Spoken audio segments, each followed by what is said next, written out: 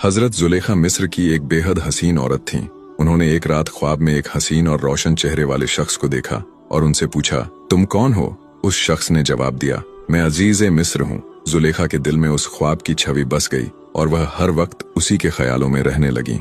बड़े बड़े बादशाहों के शादी के पैगाम आए, लेकिन उन्होंने सबको ठुकरा दिया और ऐलान किया कि वह सिर्फ अजीज मिस्र से ही निकाह करेंगी। जब निकाह हुआ और उन्होंने अपने शौहर को देखा तो उन्हें एहसास हुआ कि यह वह शख्स नहीं है जिन्हें उन्होंने ख्वाब में देखा था।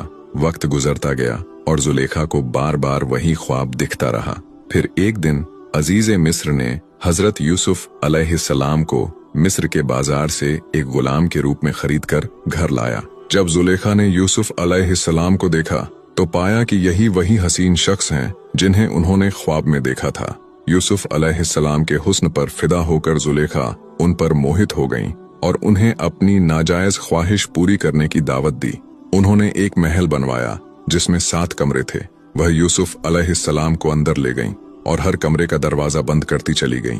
जब आखिरी कमरे में पहुंची तो अपनी ख्वाहिश जाहिर की, लेकिन यूसुफ अलैहिस्सलाम ने इनकार कर दिया और भागने लगे।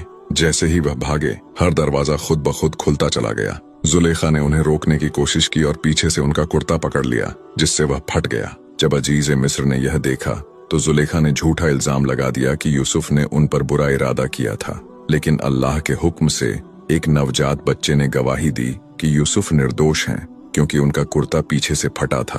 बात पूरे शहर में फैल गई और औरतों ने जुलेखा पर ताने मारने शुरू कर दिए। जवाब में जुलेखा ने उन्हें दावत पर बुलाया और उनके हाथ में फल और छुरियां दी। जब यूसुफ अलैहिस्सलाम उनके सामने आए तो उनकी खूबसूरती देखकर वे सब मंत्रमुग्ध हो गईं और फल के बजाय अपने हाथ काट लिए। वे हैरानी से कह उठीं, यह तो कोई फरिश्ता है